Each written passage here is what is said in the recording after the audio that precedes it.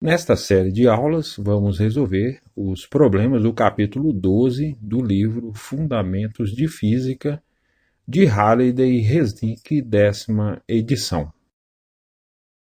Problema 31. Na figura 12,47, uma barra não homogênea está suspensa em repouso na horizontal por duas cordas de massa desprezível. Uma corda faz um ângulo θ igual a 36,9 graus com a vertical. A outra faz um ângulo φ igual a 53,1 graus com a vertical. Se o comprimento L da barra é 6,10 metros, calcule a distância x entre a extremidade esquerda da barra e o centro de massa.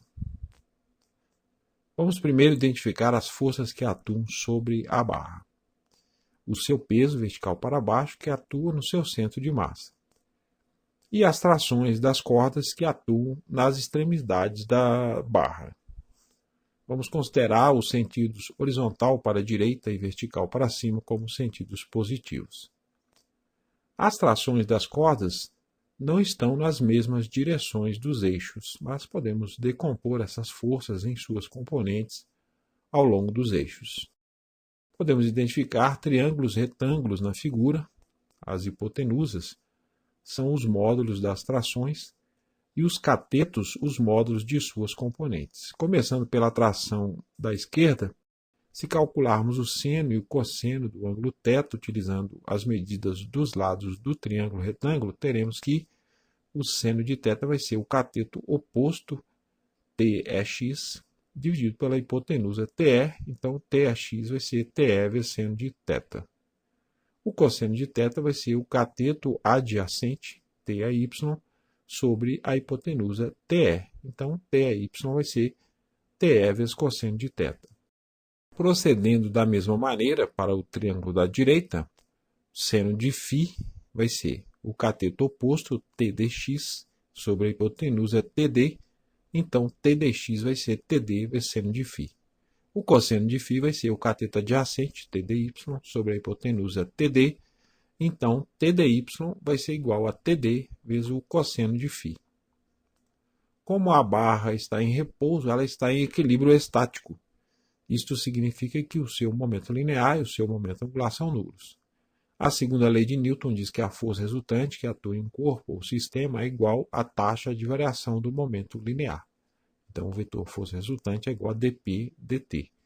Como o momento linear é constante, nulo nesse caso, a derivada de uma constante é zero. Então, a derivada se anula e a força resultante que atua na porta também será nula.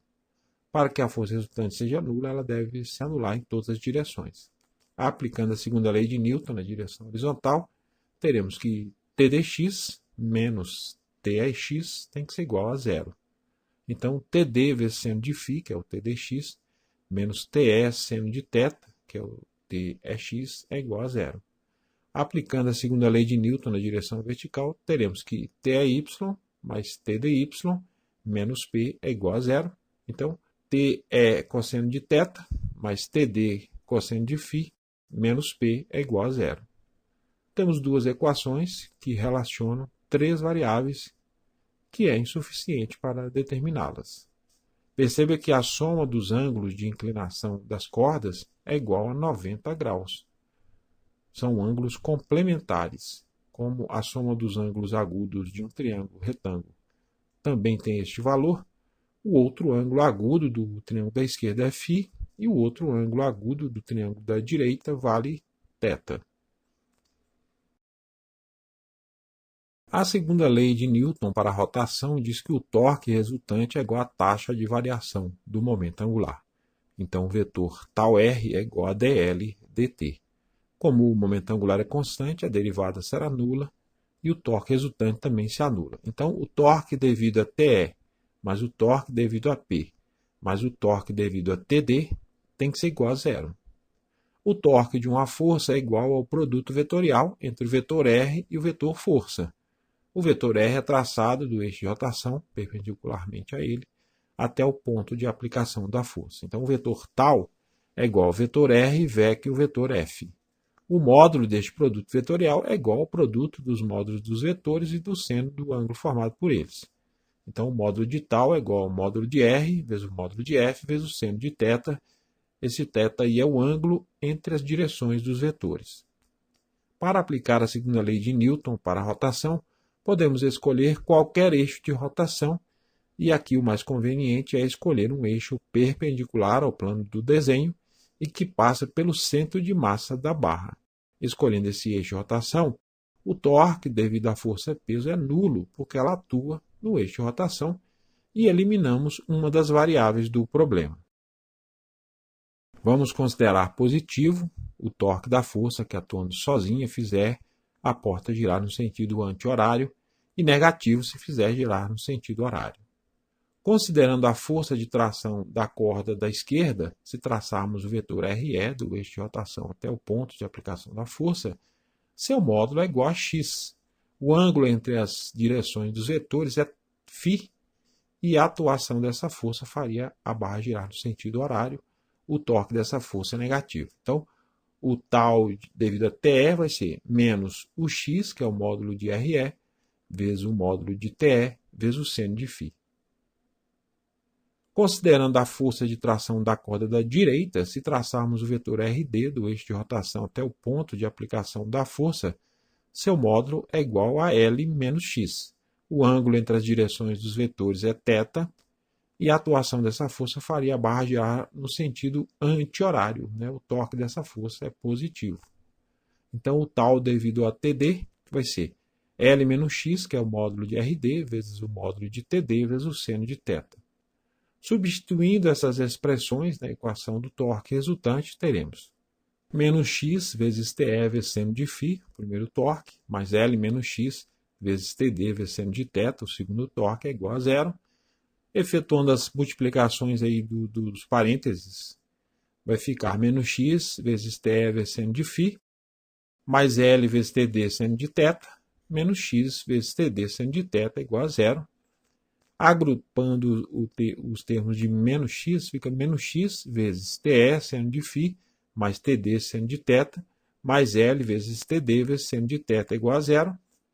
Passando o termo negativo para a direita, L vezes TD seno de θ é igual a x vezes TE seno de φ, mais TD seno de θ. Resolvendo para x, o x vai ser L vezes TD seno de θ, dividido por TE vezes seno de φ, mais TD seno de θ. Considerando as equações que deduzimos, se resolvermos a primeira para TD, a gente tem TD vezes seno de φ menos TE seno de θ é igual a zero. Então, TD seno de φ é igual a TE seno de θ. O TD vai ser TE vezes seno de θ dividido por seno de φ. Substituindo na equação de x, ela se torna, o x vai ser L vezes o TD, que é TE seno de θ sobre seno de φ, vezes seno de θ, dividido por TE seno de φ, mais o TD de novo, que é TE vezes seno de θ sobre seno de φ, vezes seno de θ. Aí a gente tem TE em todos os termos.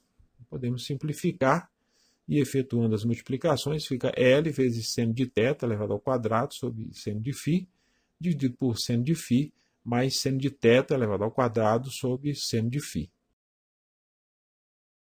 Como θ mais φ é igual a 90 graus, são ângulos complementares, o seno de um ângulo é igual ao cosseno do outro. Então, o seno de φ é igual ao cosseno de θ. E o cosseno de φ é igual ao seno de θ.